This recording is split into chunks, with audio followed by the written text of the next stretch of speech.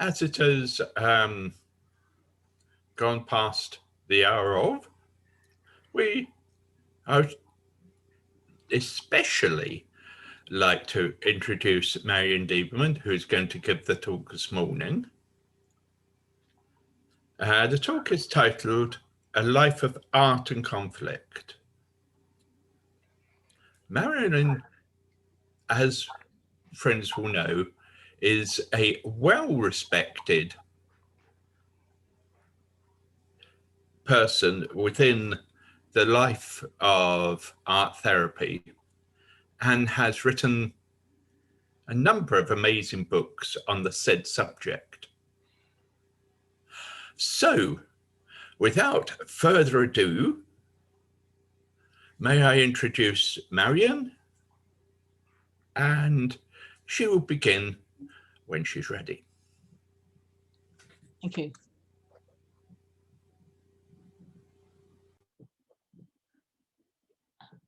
I think I'd also like to welcome Henry, my cousin, who's in the bottom corner, but labelled Judy, his wife. And you know, it's very nice to have a few friends from far and wide, and yeah, Zoom makes this all possible. So what I'm going to do, oh, and now another friend is just arriving, Jean from London. Hello, Jean. Hello. Hold on. Okay. So what I'm going to do is this is kind of partly biographical and partly a sort of work thing. So I'm going to take a little chunk of my life and sort of tell you how I got involved in those things. And on the way, if I'm clever, I might be able to share my screen and show some slides. Okay, so and my early life was my parents were Jewish refugees from Nazi Germany. I had a sort of normal academic education, and my parents were scientists, so it was only natural that I went and studied physics at Oxford. But I realized at the time it wasn't right. But nobody told me that there were lots of other things you could study. The idea that I might go and study art was an absolute. It wasn't even in question. It was. This is not something that people from immigrant families do. You know, you need a solid education of something that you can go and earn money with, and art was seen as strictly a hobby. And so I did quite a bit at school and at home, but you know, it was never in question that I would go and go to art school or anything. And indeed, the school that I went to, unless you're absolutely fantastic at art, which I think probably not true of me, nobody would even suggest it as a kind of girls' grammar school. So I finished the course, and so I thought, what can I do? I've got a science degree. I'm much more interested in people now. Oh, so okay, I better go and do a teaching year, which I did at Leicester. And by that time, I was really interested in art. I was doing a lot of painting on my own. I was going to classes, and sort of having little exhibitions. I think I had an exhibition at the Quaker International Centre in my mid-20s, and another one. There used to be a little exhibition space at the Colston Hall, and you could put up some pictures, and so I had a little exhibition there. So, and I read about art therapy in an art some association I belonged to. I read about it in a newsletter, and I thought that sounds interesting. And I started my teaching life in Leicester, and then I moved to London to work on some tapes and film strips. I found teaching very challenging. I was not very good at the mob control. So I thought, well, let's see what else I can do. So I took a job that was a bit less arduous from a people point of view, and I explored doing other things. The job that I was doing in London moved itself to Bristol, and I was pleased with that because I was finding London quite expensive and quite lonely. So coming to Bristol, that was and I was working by day on tapes and film strips, and then I would do other things in the evening. So I worked at youth clubs. I did a mural at a women's refuge. I ran adult literacy groups, and I did all sorts of things. And so then I started to look for a job in informal adult education.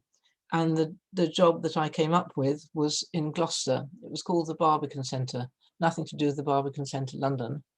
But it was called the Barbican Centre because there had been some kind of Barbican, which is some kind of defence thing. And it was right next door to the prison, so we had a lot to do with the prison. And it was a day centre for adult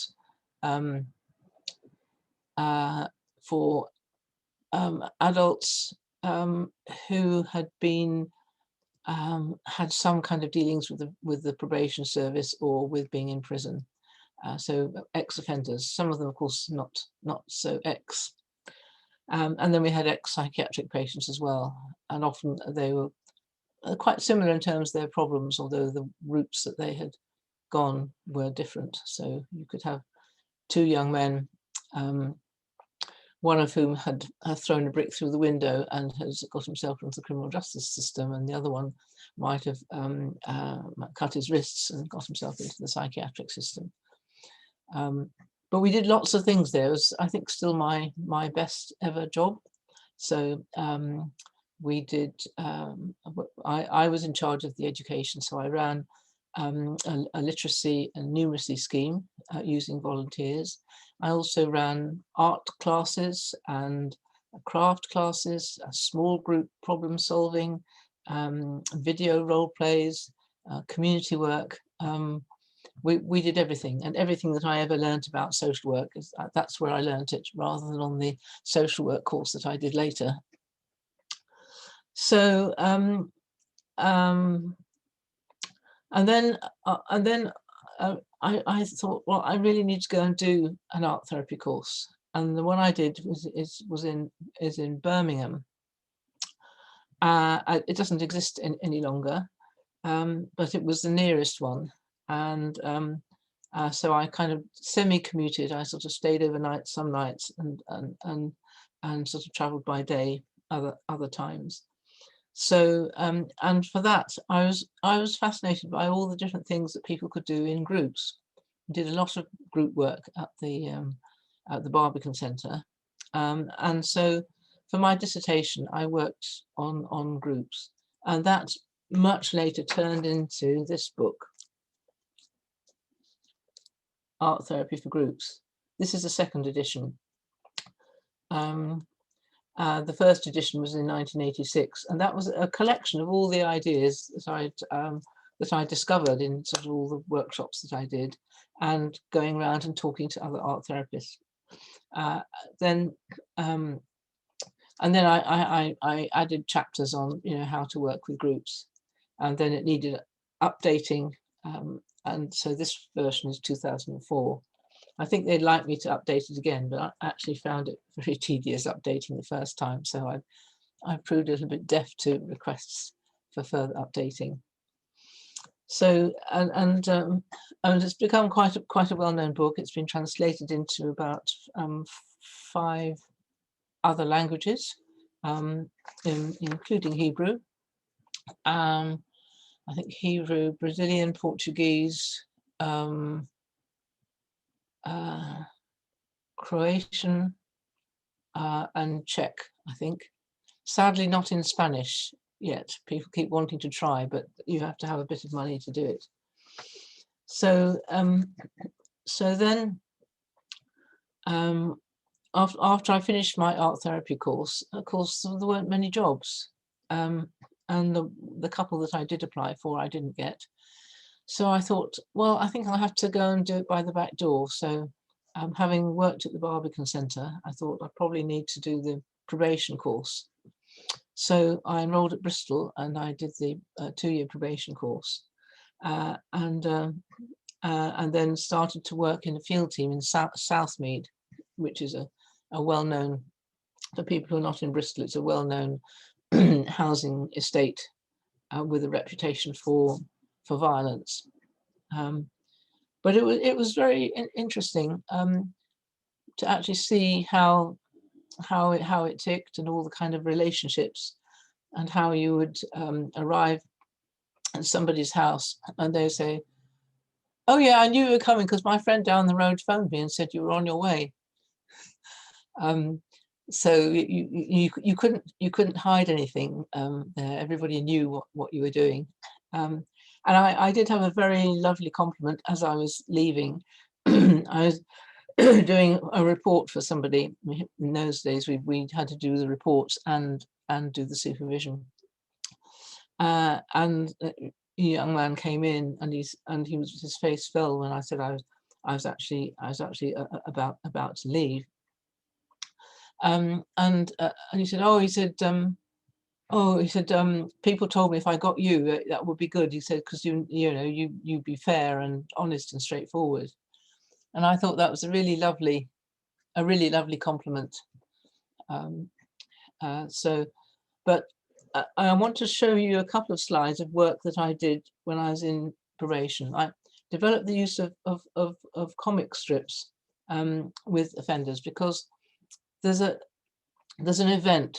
They're in court for a particular event that happened on a particular day, but of course there's a lead up to it, and to actually find out what that lead up was is the only way you can actually see how you can help somebody. So let me see if I can share screen for a minute.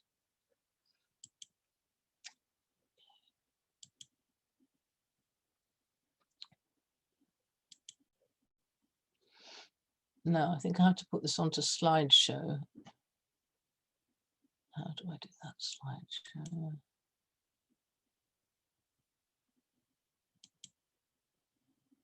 From the beginning.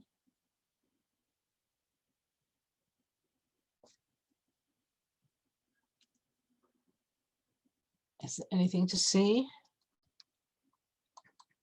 That's just a title. So this is one of the first ones that I did. Can everybody see slides? So this was a young man. He was about 16. He just left a special school, and as you can see, his literacy is not up to much. And there he is on Sunday, being asked to come and help with some bother, and he's smiling because he likes being asked. He was a huge mountainous young man, and so he's being asked to sort something out. So the next day they go and stand outside the school, and that means he doesn't go to his youth training scheme. And then in number 3 is all the children coming out, and then the next one is you see him going up to somebody and hitting her. As often happens, especially with sort of violence, people, they don't have a good grasp of how it happened. It just kind of happened. And so I said, how did you get from number 3 to number 4? So let's start again from number 3. So here we are, number 3. Somebody is pointing out and saying she's the problem. So in the second one, he goes up to her and says, I hear you're causing bother to my friends. And I take down the kind of conversation while he's drawing. And she says to him, "What's it got to do with you, you big fat bastard?" And that's when he hears big fat bastard, that's when he loses it and hits her. And so number 3 shows him hitting her. Number 4, he kicks her. Number 5, she's on the ground. He walks away smiling, thinking, I've done a good job for my friends. And then suddenly the friends aren't there anymore. And he turns into a little stick figure and runs away. So then we can go into all of it. And that picture number 3 is one that came back much later on. I'm going to stop sharing for a minute.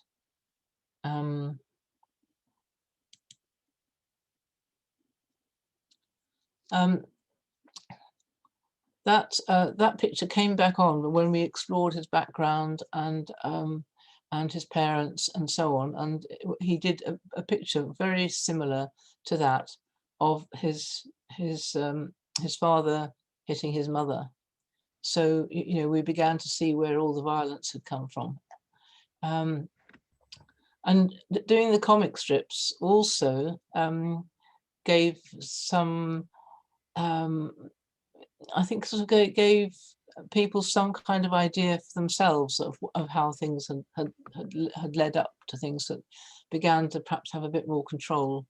And I'd sometimes ask people to say, where in this comic strip could you have done something different?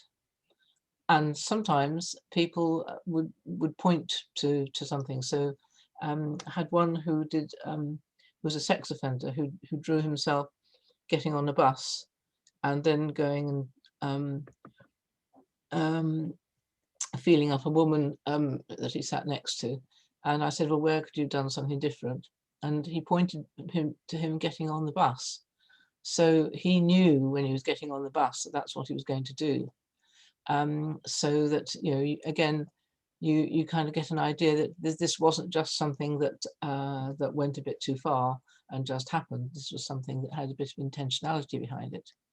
And then I had people where they would point to before the comic strip even started because they'd been drinking, and actually it was their drink or drugs problem that needed sorting out before you could expect there to be anything different happening. So I found that very very interesting, and I wrote about that in sort of I wrote about it in the second edition of this one, and I wrote about it in another one. And then what happened was that I got interested in mediation as well, which just the job that I had in between doing my art therapy course and working and doing the social work course was working with victim support, and that gave me another whole aspect to it, to crime.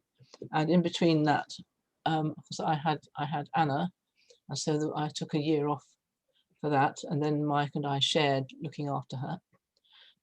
And working for victim support, I kind of learnt a lot about what other people had gone through. And so when people mentioned mediation, I was really interested. And I went to London to do a course, and then came back to Bristol, and with others started Bristol Mediation, as it was called then. So after, and I was following up mediation, and then there was a job with Mediation UK, and I got leave of absence from the probation service to go and work for Mediation UK, and I was the director. That sounds very grand. That meant there was just me and a part-time secretary for 2 days a week. So I mean, it grew. There were a few more people later, but never very many. And I remember a walk at a conference, and somebody was saying, "Oh, I hope Mediation UK doesn't get too big, because you know it would you know it might become a bit unwieldy and impersonal." And I said, how many people do you think we actually have on the staff? And they said, oh, about 50. And by that time, I think we were about 5. So you know, it never got very big. And then under my successor, it folded because he made a number of really serious mistakes, including not applying for funding. But while I was working with Mediation UK, my job was to promote mediation and conflict resolution all around the UK, and we mainly did promoting neighbour mediation, victim offender mediation, and schools work. And at one point, in the beginnings of mediation in the UK, it was victim offender work that was paramount. 1983 was the first one in Sheffield, and then 1984 to 5 there were about 40 or 50 victim offender mediation services. People now call it restorative justice. I can't remember when that became the kind of name. But then there was a small, there was an article that in the Independent about mediation, about neighbour mediation, of which there were about 6 or 7 schemes when we set up Bristol Mediation. That's all. There were a small handful in London and Birmingham, and I think that was about all. And then when this article appeared in the Independent, the phone just did not stop ringing. And within a year, there were about 120 neighbour mediation services. I think there's much less now because many of them have closed, and a few of them have become very big, and including Bristol Mediation, now called Resolve West. They wanted to change the name because they no longer do just mediation, and they no longer do just Bristol. And so the few that remain have become extremely large, quite large organisations with many branches. So Bristol, the Bristol service now covers, for the criminal justice work, it covers all of Avon and Somerset. For the neighbour work, it covers Bristol and has contracts with all sorts of housing associations, again into Somerset and other areas. And it also has a hate crime branch, and at one point there was a homelessness branch, and at one point there was schools work. It all depends on the funding. So they've had to become very entrepreneurial and sort of trying to pick up opportunities where they can. So while I was doing this job, I kind of felt I needed something to be practical. So I thought, well, how about looking at what art can offer conflict situations? And so that then I ran a course for people, and we did a number of interesting things, and then that turned into this book, Art's Approaches to Conflict. And I think, so far as I know, I think there may be one other book on the topic, but it's still a bit unique. And it has some art therapy, some arts, and it has all the different ones that we have chapters on art, including mine, but quite a few on drama, so one on dance movement, a couple on music, and some using all the different arts. So that was trying to keep in touch with grassroots work. So and then I've continued to do. I continued to run a lot of workshops on art and conflict around the country, also other countries, several different countries. And then I sort of made a slight switch, partly because I was being too successful with Mediation UK, and I was away from home an awful lot, and my daughter was having some teenage problems. So I stopped being director but stayed on part-time doing project work, and I managed to get a job as an art therapist with the inner city mental health team, as it was then called. And that was really interesting. And I did that for 19 years. When I got made redundant from Mediation UK a few years later, I kept in touch with restorative justice by doing volunteer work and also by doing training. But the art therapy led to all sorts of other things. So while I was in probation, another thing that I did was to take part in the anger management groups, and they were actually the best groups. Say enjoy is not quite the right word when you're dealing with people who've been sometimes quite nastily violent, but it was more satisfying than some of the other stuff. So when you ran a group for people who'd done driving offences, you really just had to say, sorry, you can't drive until you can do it legitimately. But driving in itself is not a sort of evil activity. And if you had some of the other groups that we ran also weren't very successful, because you couldn't actually, you couldn't magic them out of poverty and so on. But the anger management ones, I mean, I just believe there is another way of dealing with things apart from being violent. So and it seemed to be more successful. And so people would say things like, oh well, my year on probation, it's been good on the whole, but what made the difference was that group. So when I got to doing art therapy, when you do art therapy, dealing with people's anger is like part of the just general run of things. But then one day, a consultant came into the big sort of admin hot desking place and said, "Oh, I've got all these angry clients. Does anybody here work with anger?" So suddenly everybody got their head down and found their admin really interesting. And I heard a little voice say, "I do," which was me. And so he said, "Here you are, here's 17 people."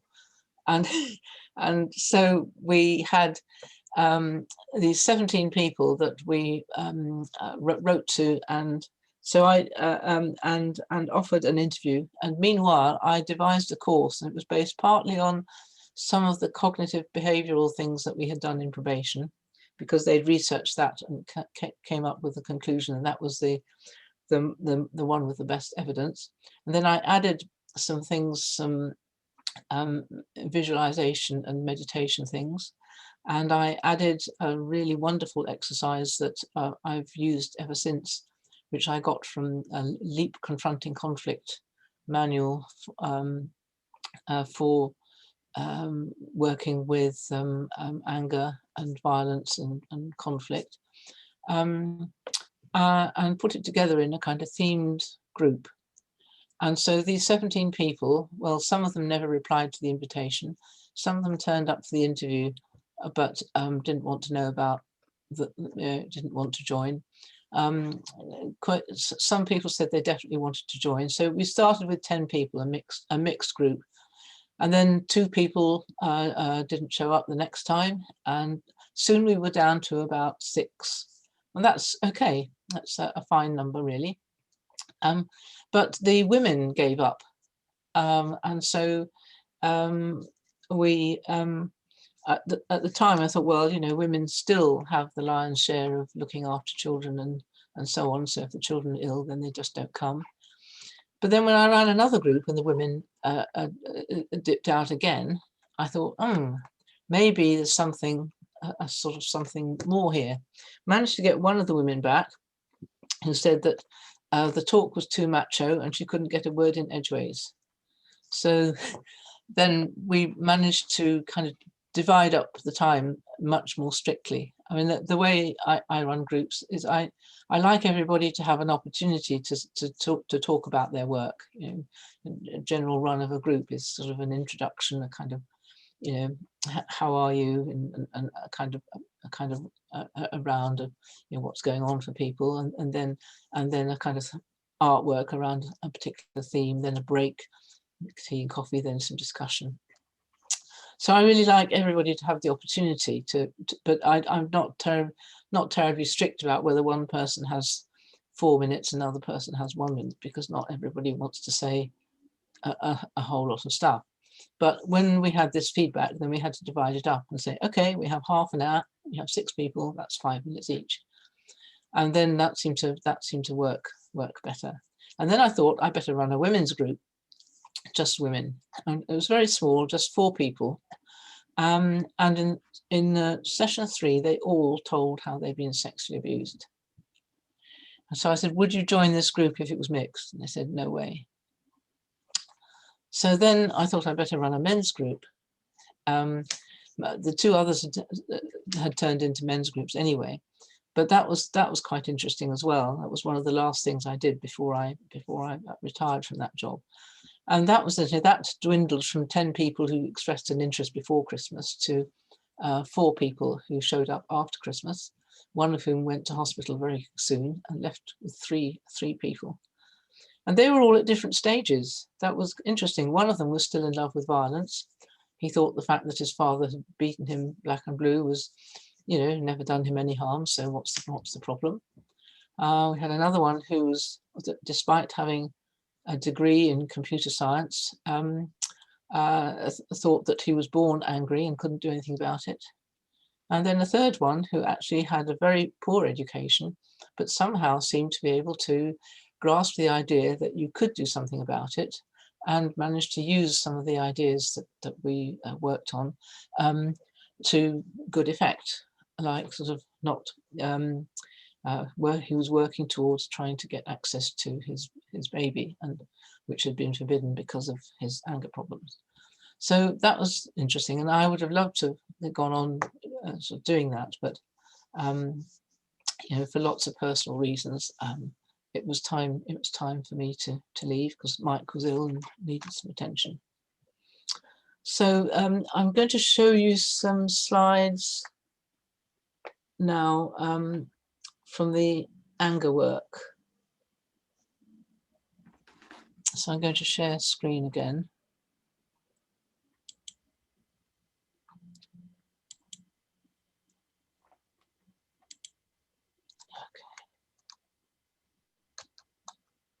No, it doesn't seem to want to move on.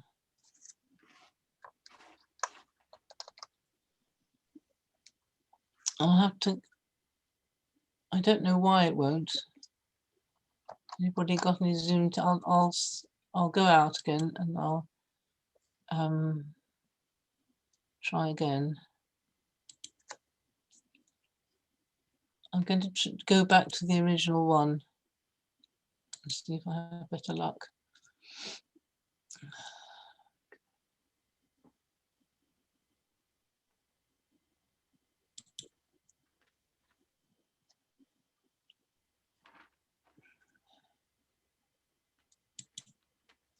Let me see if that will work better. Okay, so this is just a selection of slides. One of the things that I did in the group, the session 1 would be like introductions, but then the session 2 would be relaxation and guided imagery, with the idea that if you've got a problem with anger, it's a good idea to learn relaxation, because that can really help.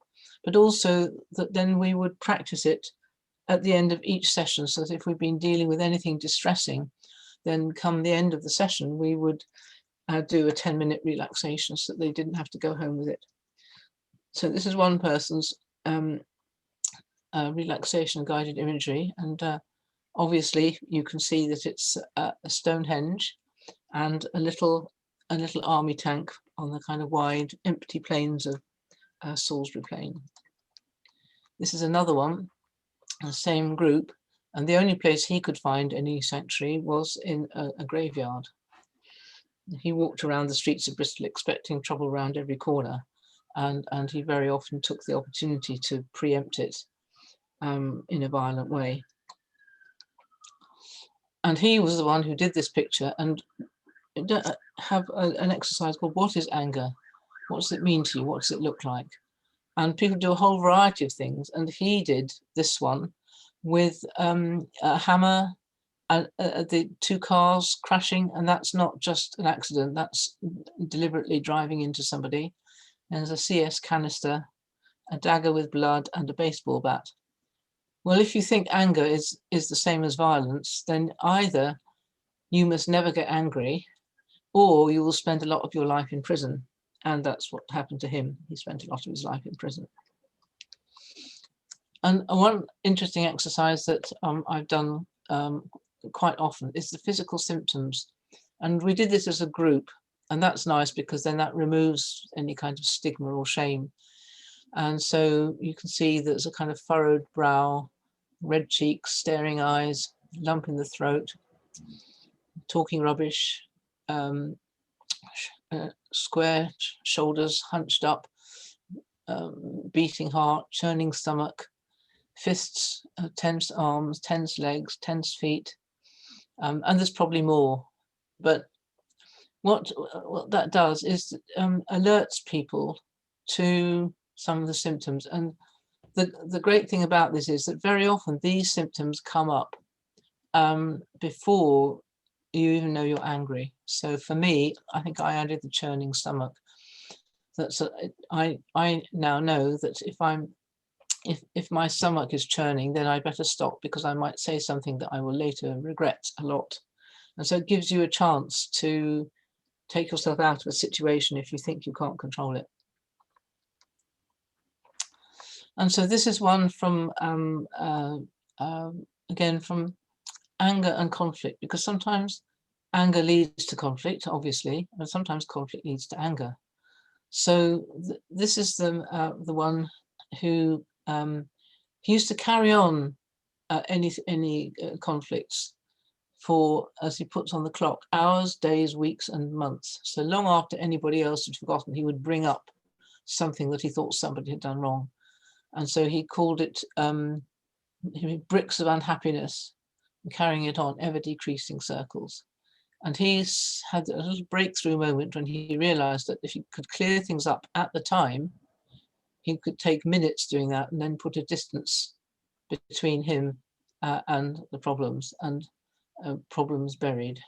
And that was a real breakthrough for him, to deal with stuff at the time and not hang on to it anymore. And then to get over the idea of assertiveness as opposed to aggressiveness, it's like kind of, who are you? Who's the real you? And so he did, this is a picture of him playing with his son, football with bikes, son, and all the weights lifting off into the corner. And both of those men did, they did get a real benefit. They made some changes. One of them could actually say what the changes were. The other one couldn't quite say what the changes were, but knew that he hadn't been in trouble for the whole of the length of the course, which was a start. So this is one from one of the women, and what is anger? She sees it much more internally, much more of a feeling. And then this is also from the women's group. This is about racism and about how she had hit somebody who'd made racist taunts, and what else you could do.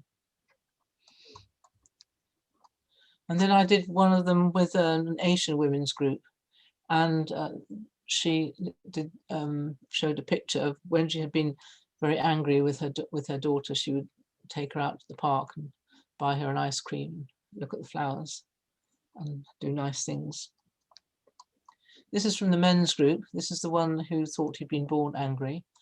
He was from Northern Ireland, and this is a memory from when he was about 12. I actually wondered if he was still suffering from PTSD, and I would have liked to do some more work with him, because I think he probably wasn't born angry, but probably if you've seen such dreadful things as this when you're a child, then it's no wonder that you carry on feeling angry. And then here's somebody who adopted a visual approach. He started off in one of the groups and then did some more individual work. So he said, well, anger is like energy. Either it can build up inside you, like he said, a bunch of turds, or you can use it externally for energy, for getting things done. And so that was his next one, where you can see the same things, but green stuff is coming in below. And here it's all lifted off, and you're focusing much more on the green things. So I thought that was a kind of really interesting approach. so I'll stop share, and I'll probably have to go back to the beginning again next time. So I'm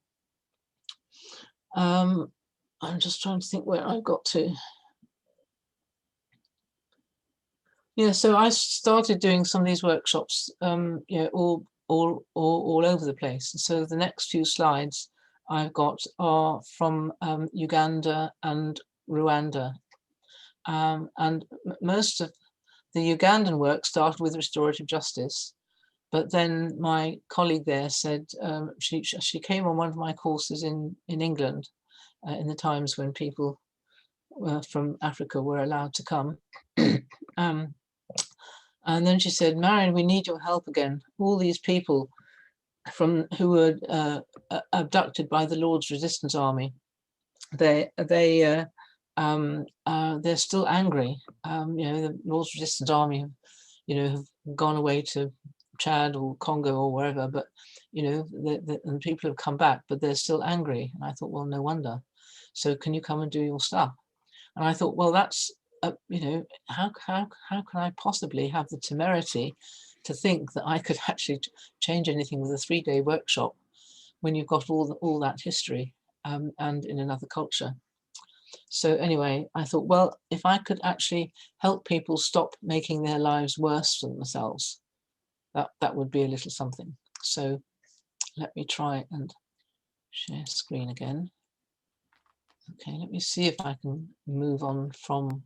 Marian? Yes? When was that? It still doesn't work. I'll have to go back to the beginning again. That was 2011, 2012 that I went. Lord's Resistance Army was much before.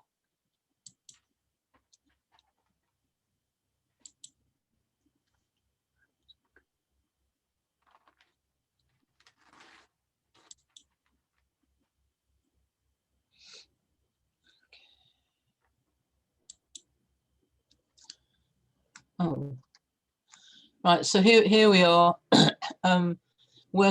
people working on the floor, a concrete floor in a church. What is anger? So he's setting fire to his house because his family has left him. So it seemed to be a very common form of revenge. If people had conflict, so they would just go and set fire to somebody's house, which still a lot of people still live in thatched round houses. But he's setting fire to his own out of anger. And this is about anger and conflict, about open and closed communication. It's clay painted. They dug the clay out of a local river, and some of the people just loved working with the clay.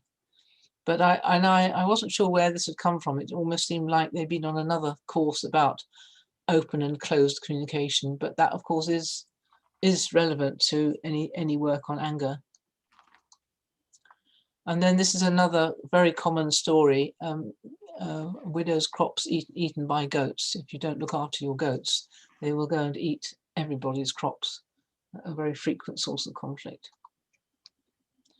And this was about looking at trauma. And this man felt he was unable to protect his younger brother, who couldn't run as fast as he could. And so the soldier actually, his brother died and he survived, and he felt guilty all the time for that, even years later.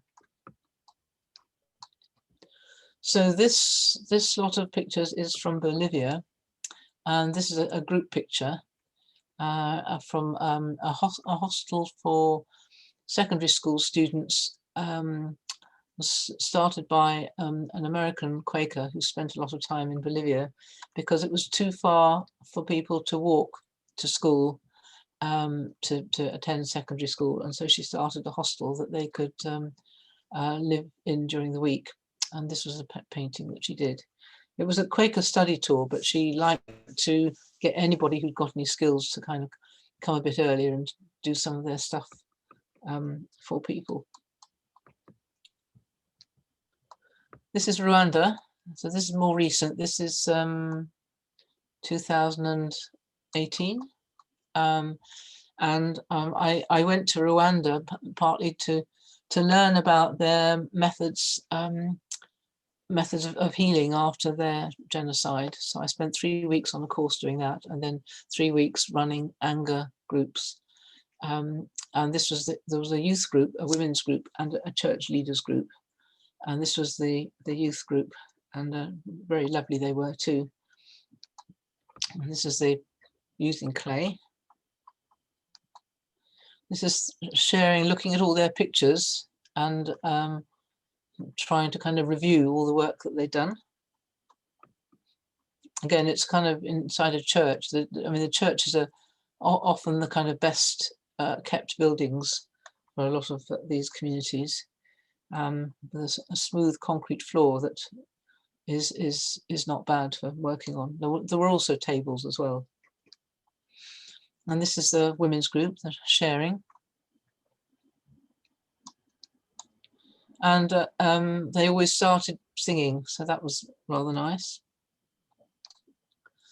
And now we come back to the last couple of slides are from the Borderlands Refugee Centre. So for the last few years, I've helped with Borderlands art.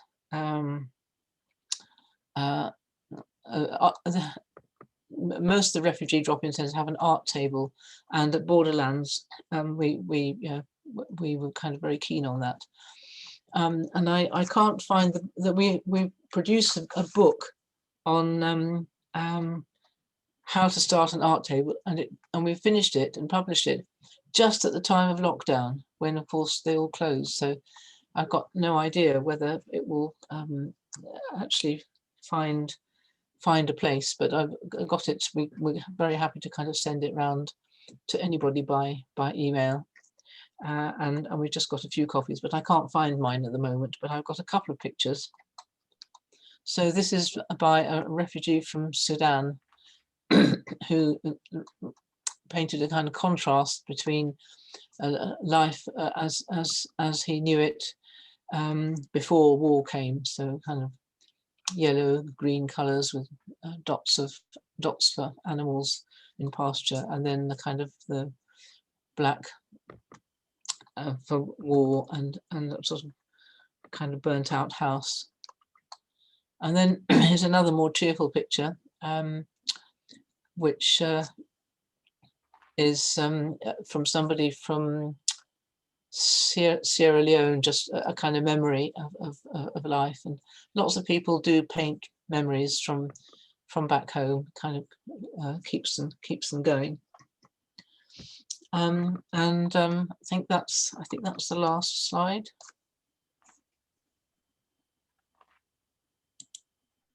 So we've got a bit of time for some questions or comments.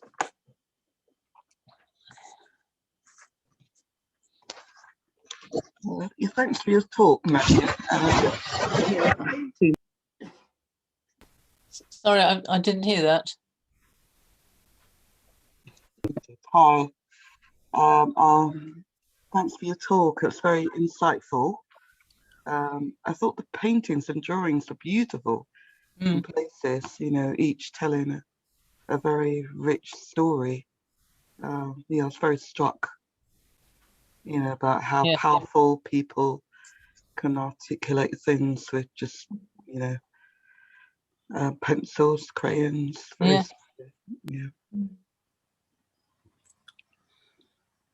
And the comic strip as well, I thought was very powerful. Yeah. And the way you worked with that, I was really quite impressed, really.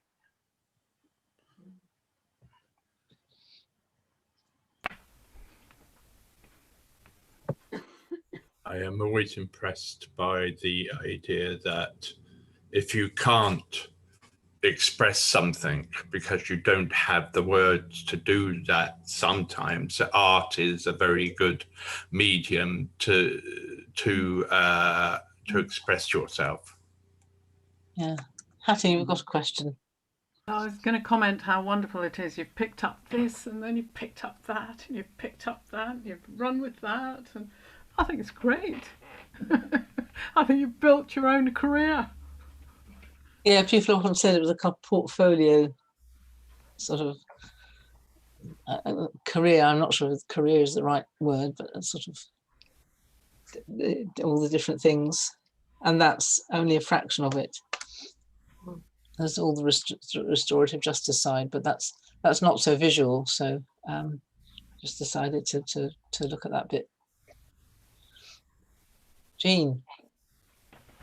Marian, I've known you for a long, long time, Yeah. and it's just struck that you didn't mention your it is an OBE, isn't it? You got? Yeah. Yes. And you've left it out, and I wondered what that meant to you. What, the OBE? Well, I think it's like kind of recognition for all that kind of work, really. I know everybody in the art therapy world was sort of you know jumping up and down with joy when I got it, and I think to a lesser extent the restorative justice community, because I think it depends on who you know and what the connections are. But certainly the art therapy world felt a bit of recognition had sort of been awarded. So I think that was kind of, yeah. But it's strange the circles that I move in. Often there's not that much call to use it, which is strange. I kind of use it when I want to impress somebody or make a complaint. But more important in terms of kind of ongoing work has been my PhD, which was just a couple of years before that. And that's been very useful because people are kind of increasingly sort of, I don't know how to put it, sort of status conscious in the academic world. So that I think that's been, you know, almost more important, really. So when did you fit in a PhD? Well, I didn't, you see. When I did my original degree, I really didn't want to spend any more time with black boxes to do a PhD. And I thought then, well, I hope to do one later on my own terms, because everybody else in my family has a PhD. So on the one hand, it was kind of quite nice to be different, but on the other hand, it was sort of like, you know, a little bit missing from the kind of family family portrait, as it were. When I heard about PhDs by publications, I kind of thought, well, maybe that would be something to follow up. Indeed, the people I did quite a lot of work for the counselling department at Bristol University. You know, workshops and some longer pieces of work as part of their kind of counselling qualifications. We had an art therapy module, and they suggested it, and then I went to see some people in Bristol University, and they were very disparaging. They said, well, you know, your books are all, you know, they're all kind of anecdotal. You know, there's nothing much that's any academic worth, really. So you need to buckle down and do a proper PhD, taking 6 years and paying thousands and thousands of pounds. And I thought, I'm not going to do that. And then I went back to Oxford, and they don't do them. And then I think there's another place didn't do it. And then the person who was in charge of a really interesting PhD that probably doesn't exist anymore at Bristol, but was kind of based on autoethnography, and somebody who had done a PhD in dance movement therapy and had one book published and had gotten, and she said, really, she said, now's the time.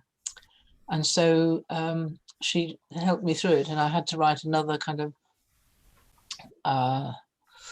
kind of 20,000 word sort of essay just around all the books. It was still a lot of work, and I was supposed to do a lot more reading, but that I'm not very good at doing lots of reading. I'm much better at writing. It's a very strange thing. People think, I'm a very good reader, but I read enough, I hope, so that I know I'm not writing nonsense. I kind of look up things and read sort of what's in the field. But I like exploring new things and things where people haven't been before. And so then, the reading burden isn't so great, but it's also very exciting. But it also means that you need to do compilations of things, because no one person can be producing it all. So like the latest book I've been involved in, which came out in January, it's called Arts, Therapies and Sex Offending. There are lots of people working on it, but there isn't one expert who could write about it all. So you need to have chapters from everybody, and you need to start with sort of anecdotal stuff, because there isn't any theory to draw on until you make it. So anyway, so I got that, and I finally got through that. So Kate, you've got a question. You need to unmute. You're muted. You're still muted.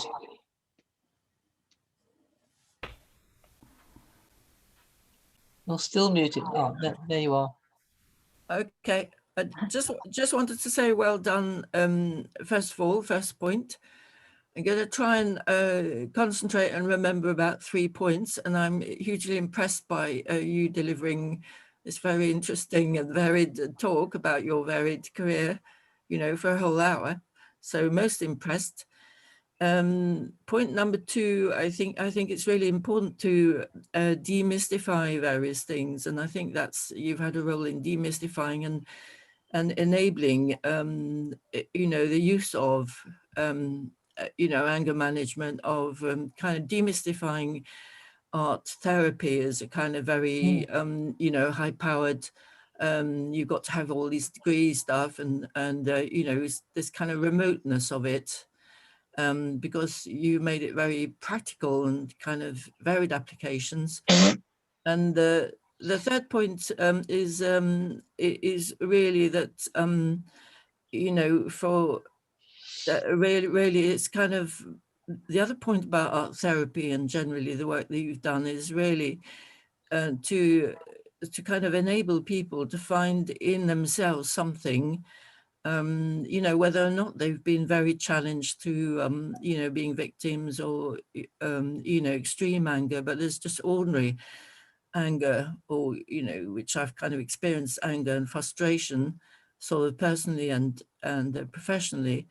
And then, I've kind of moved very slowly and in small stages from thinking I'm absolutely hopeless at, anything to do with art, painting, visualization. But then what I found when I was, in an angry, stuck situation in both spheres of my life, is that then images do pop up in your head, and then it's to kind of develop that and use it as a means of sort of, as it were, almost, climbing out, as a kind of strategy to climb out of that situation. So if you see things graphically, and I find with just in ordinary life with grandchildren, etc., so if you can kind of put things graphically in less words, it often works, a lot better, doesn't it? So it's just a general application to ordinary life, not just to kind of group work and kind of, all the impressive stuff you've done, but it's just, it's kind of for every person in an ordinary kind of way to kind of feel empowered, or to try out things that they thought they couldn't do, or that they kind of feel stuck with in their life, like the man who thought, violence is inevitable. It's just to move on from those things. Anyway, that's it. That's me. Well done. Thank you. Any more questions, comments? Oh, Ruth. just to comment that as one of your former clients, it's really, really nice to have heard the background and the progress and the sort of different branches that you've gone on, and it's just an impressive collection of things to have done. So thank you very much for that. Really enjoyed it.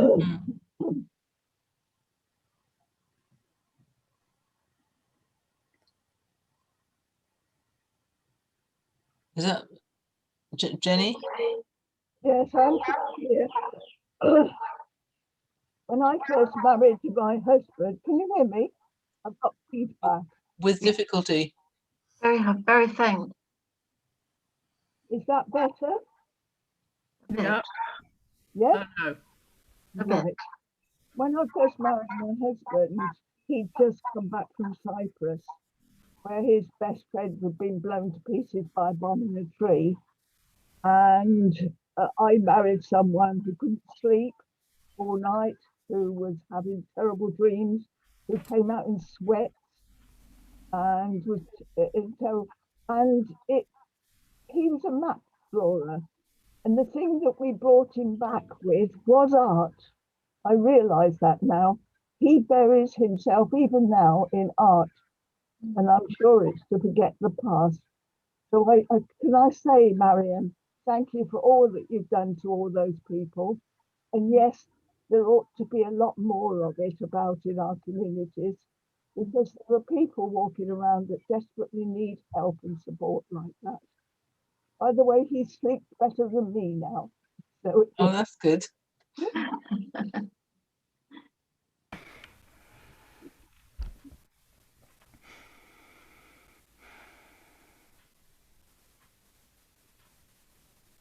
So is this, do you sort of close it after about an hour? It's about 12:05.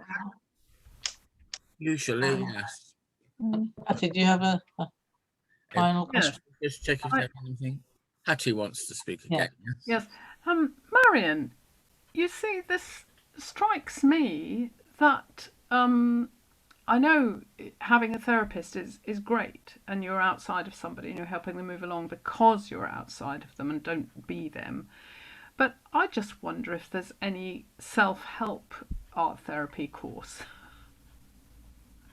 I think there's quite a lot of courses that you can do that are kind of along the way. I couldn't sort of name them right now, but there's and there are books that you can get.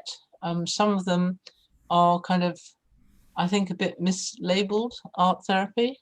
You know, there are colouring books labelled art therapy, which I think is a complete, rubbishing of the term. But there's all manner of things, that you can find. I mean, I'm sure if you went on the internet, you could see things. And I've got a couple of books written by people that I know that make suggestions of that kind. No,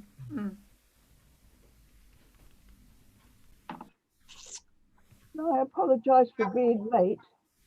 The reason was when I click onto Sophie's list, it doesn't come in any way. And I've now found I've got to click onto it hard, make it turn into another copy, then I can get in. It took time to work it all out. So do you have a formula for closing the meeting, or do I just say thank you very much to everybody? Well, we say thank you very much, and then we say thank you. Yes. So, but I would like to, I do know a friend of mine who uses colouring books. He finds them a great way of de-stressing after work. Because you're concentrating on them and you're creating something beautiful. If you've got, it's a great help. I think, I don't do anything arty myself. And I think, it is a great help to a lot of people. Yeah. I think colouring books have actually made a comeback. I think people were very disparaging about them. But I think the kind of neuroscience shows that sort of doing something that's repetitive and soothing has an effect on the brain. So, you know, I didn't, when I made my remarks, I didn't mean to disparage colouring books, because I think, from what you're... but I think that I think to kind of to think that the sum total of art therapy would be no, quite inaccurate. anyway. But they do. I think people have realised that they do actually have a function that previously hadn't been thought much of. So, Ray, you trying to... I think one of the areas which you spoke of, which I think is still very much cutting edge, is the work with sex offenders, as in art, and getting it's another way for getting that across, that there is a need for that, you know, and I think it's still, you know, it's still thought of as those people, they should just be locked away and nothing else should be done with them, type of thing, you know, which is, I think, which is good that these things are coming forward. Right. Would Ray or Patsy like to close the meeting then? Say our thanks. I think it'd better be Ray, because I feel a bit invisible in my negative picture. Right then, friends. A big thank you to Marian for a interesting and inspiring talk, and we will hopefully be seeing a number of you next week. Thank you very much indeed.